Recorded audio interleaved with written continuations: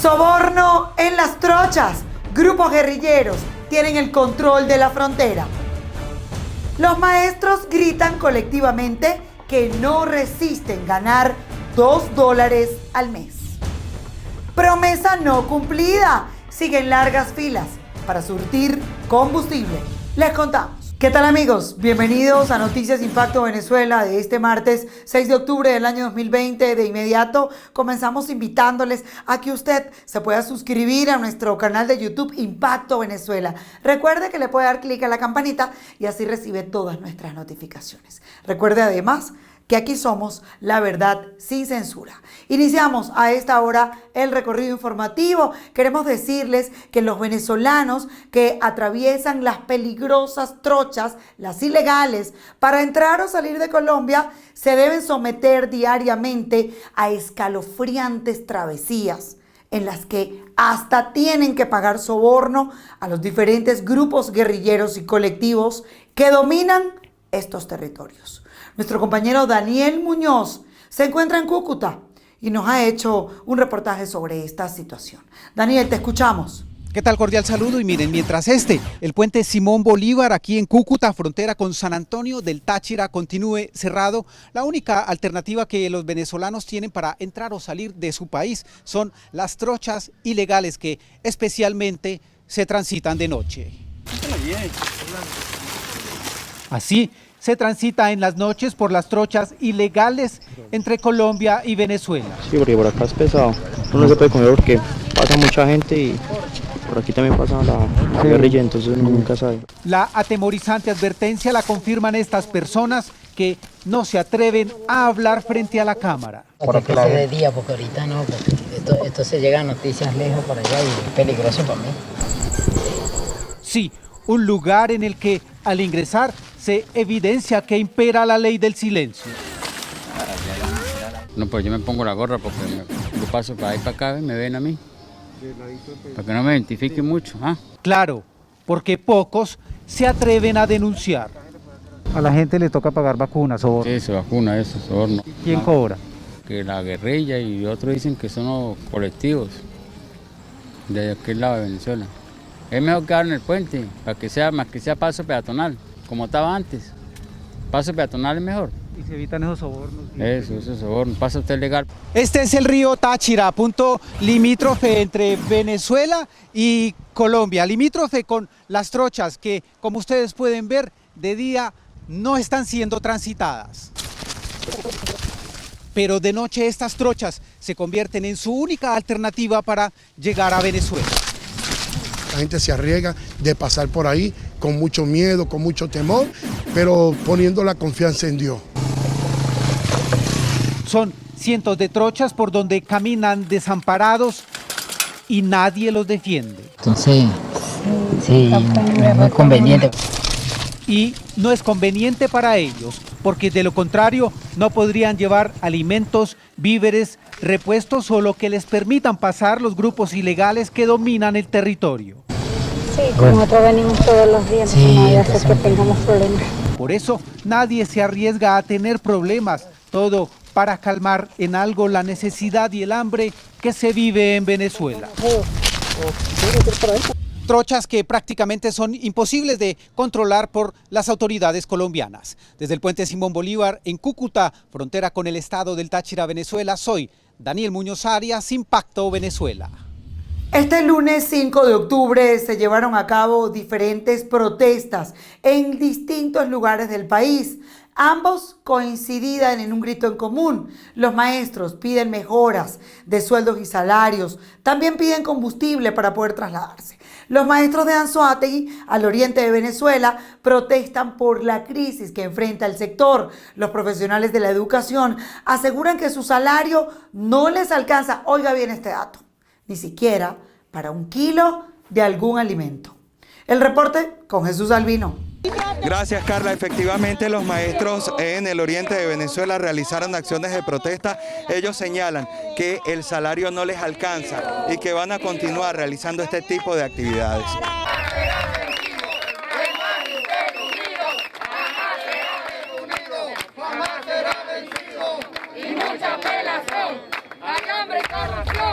Hoy los maestros tenemos hambre, hoy los maestros no tenemos cómo vestirnos, hoy los maestros no tenemos cómo pagar un pasaje, hoy los maestros no tenemos cómo llegar a ni siquiera agua tenemos en las escuelas. Y quiero hacer un pedimento al ciudadano Nicolás Maduro Moro y al ciudadano Aristóbulo Isturi. Señor ministro, señor presidente, ¿quién es el que tiene a los maestros en la calle? ¿Quién es el que le incumplía el contrato colectivo? ¿Quién es el que le pulverizó el salario con una imposición de tabla UNAPRE? ¿Quién es el que lo tiene sin agua, sin luz, sin teléfonos inteligentes, con las escuelas deterioradas, pasando hambre? Señor presidente, escucha el clamor de sus maestros, atienda la educación, que está en la peor crisis que hemos vivido en la historia venezolana. Sencillamente, la quincena, el que más gana 1.025 bolívares, un docente 54 horas. Y un docente 1, 423 bolívares, y un docente 6, 769 bolívares. Aquí tiene usted hoy, con la hiperinflación que tenemos, ¿para qué nos alcanza eso? Ni siquiera para un paquete de harina pan. Ni siquiera para comprar 2 huevos.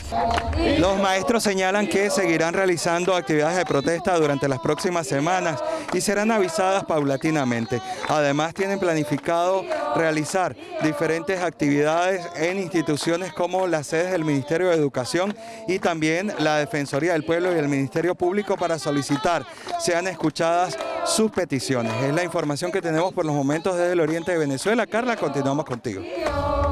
Gracias, Jesús, por tu reporte. Muchas personas en el mundo se preguntan ¿y por qué protestan los maestros venezolanos? Pues aquí les contamos.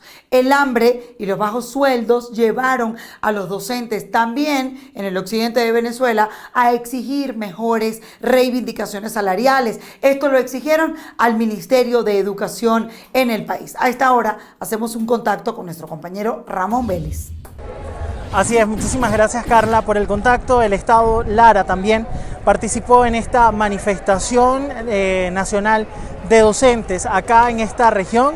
La protesta se desarrolló en las instalaciones de la Inspectoría del Trabajo y posteriormente se convirtió en una marcha que llegó hasta acá, hasta la Inspectoría del Trabajo. Desde este lugar los docentes exigieron salarios dignos a la administración de Nicolás Maduro. Tenemos algunos testimonios que vamos a compartir con ustedes a continuación. Exigirle al ciudadano ministro de Educación, primero un salario digno, porque lo que ganamos actualmente realmente no lo podemos llamar salario. El costo de la canasta alimentaria actualmente está en $520 y nosotros ganamos $4. Exigimos como referencia $600 como mínimo para que el docente pueda tener un salario justo y digno que le permita cubrir sus necesidades básicas.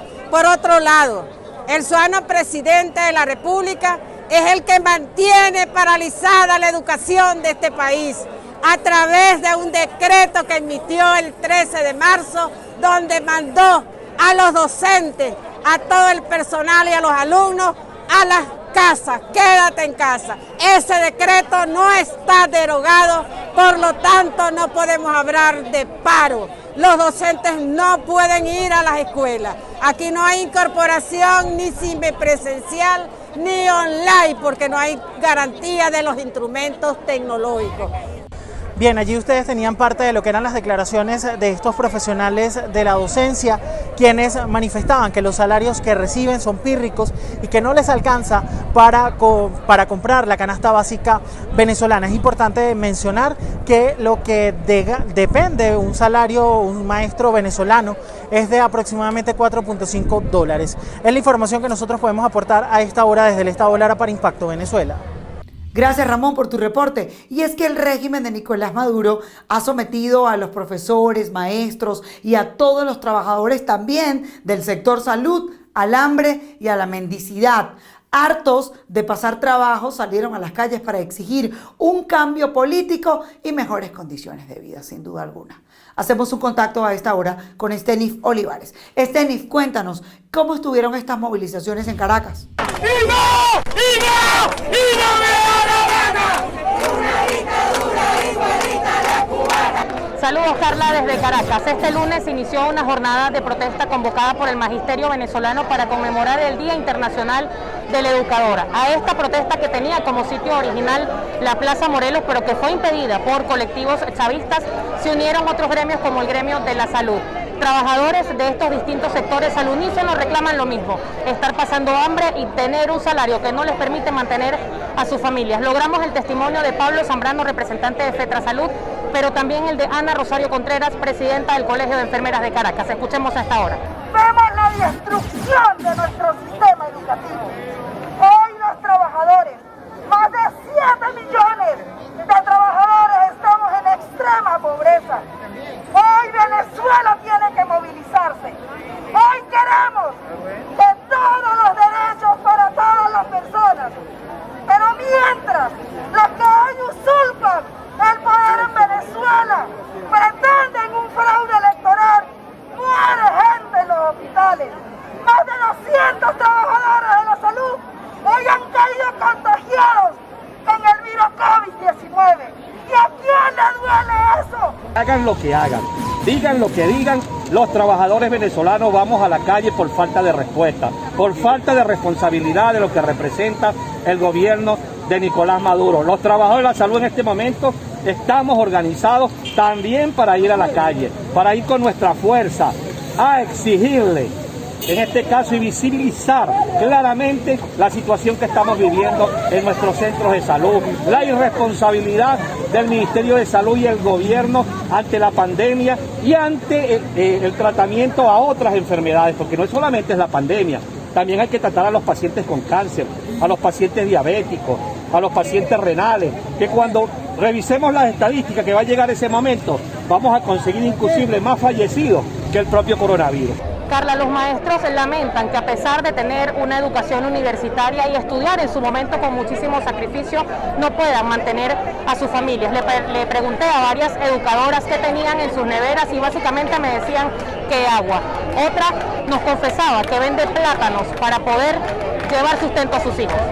Si yo te pregunto en este momento qué hay en tu nevera, ¿qué me dices? 1 litro de agua y 2 bolsitas de queso rallado. ¿Cómo te hace sentir eso, que eres una persona formada a nivel universitario, que estudiaste seguramente con sacrificio en este momento? Me hace sentir mal porque creo que este país da para que yo pueda ganar un buen salario, porque nosotros somos los formadores del futuro. Nosotros, todo aquel que trabaje en cualquier oficio o profesión debe pasar por las manos de un maestro. No hay ingeniero sin las manos de un maestro, no hay periodista sin las manos de un maestro. Y nosotros deberíamos ser los mejores pagados de todo el país. Nosotros los educadores no tenemos nada que celebrar. Todo lo contrario, este Ministerio de Educación nos convirtió el salario en sal y agua. La protesta finalmente tuvo lugar en los alrededores de la Confederación de Trabajadores de Venezuela en La Candelaria. Todos los sectores económicos del país se mantendrán activos en las calles para reclamar salarios dignos, que en este momento en que estamos haciendo este reporte no sobrepasa el dólar. Con eso ningún venezolano puede comprar absolutamente nada. Carla, con esta información regreso contigo a los estudios en Bogotá. Nuestros equipos continúan desplegados en todo el país para traernos información. Por eso a esta hora hacemos un contacto con nuestro compañero Santiago Gutiérrez, porque la violencia en Caracas registró más de 20 homicidios en las últimas 72 horas de este fin de semana que acaba de pasar. Santiago, cuéntanos. Hola, muchísimas gracias, Carla. Amigos de Impacto Venezuela, bienvenidos. Este fin de semana tiene características muy particulares. Exceptuando el número de homicidios durante este fin de semana, que es relativamente bajo para lo que hemos venido registrando en las últimas semanas, también se han producido muchos accidentes de tránsito, muertes por accidentes de tránsito, pero también otros eventos violentos que incluye la participación presunta de funcionarios policiales. Una de las víctimas quedó identificada como Junior Guzmán, un joven de apenas 20 años de edad. Este homicidio ocurrió en el barrio José Félix Rivas, en Petare, al este de la ciudad de Caracas. No sé nada realmente. Si supiera.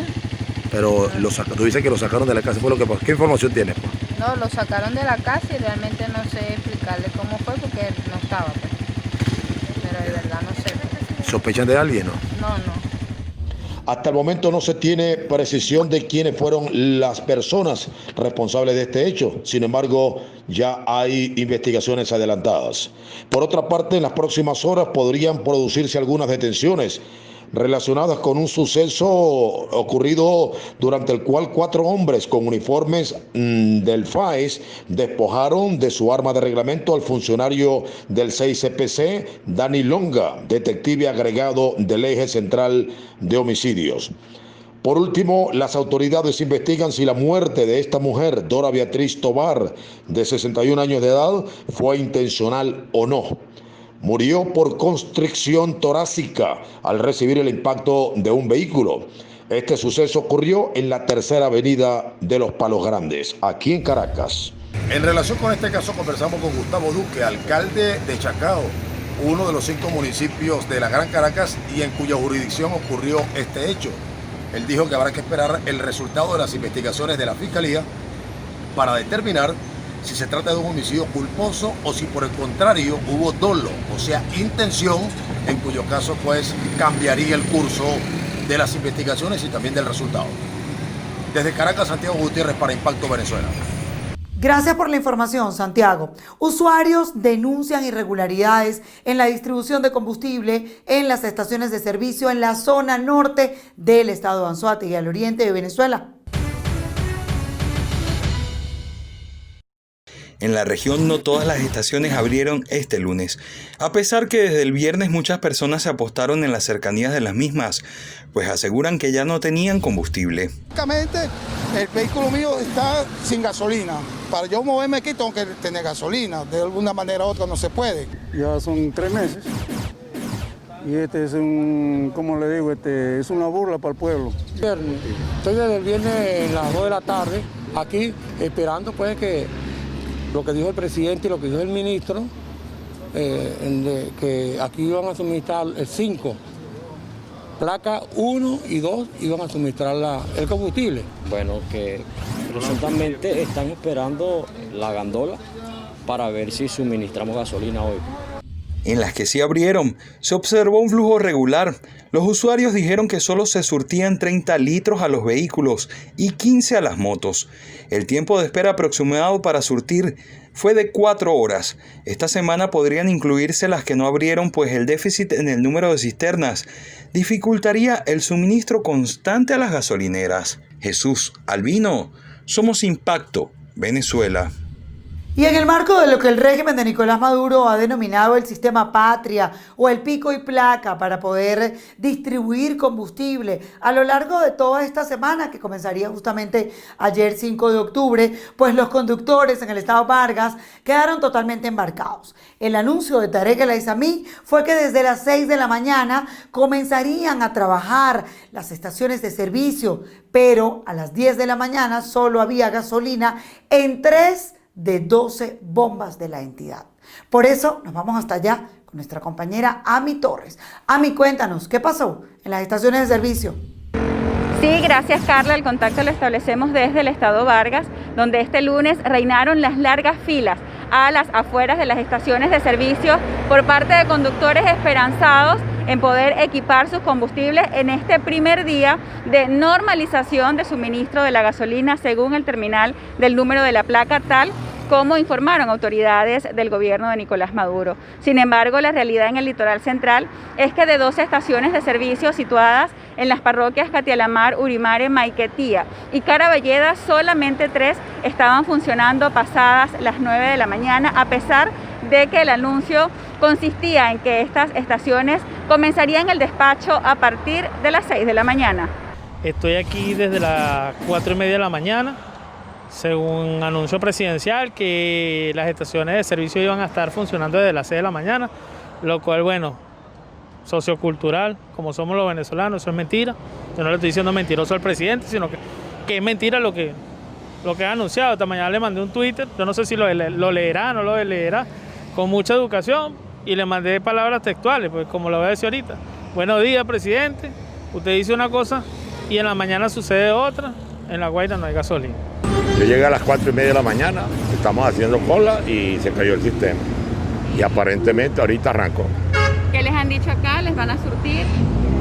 Aparentemente van a surtir. Aparentemente. ¿Usted está de acuerdo con esta nueva distribución No, yo no. Con número de placa? Bueno, entre todo lo malo, esto es lo menos malo. ¿Qué te puedo decir? los últimos días había podido echar gasolina? No. Yo no puedo hacer una cola de 2 días, 3 días. No estoy en condiciones ni quiero. Aunque los conductores indicaron que no están de acuerdo con que se limite el suministro de gasolina, sostuvieron que con el terminal del número de la placa habrá mayor organización en las afueras de las estaciones de servicio. Esta es la información que te podemos ofrecer desde Vargas y con ella retornamos el pase a los estudios.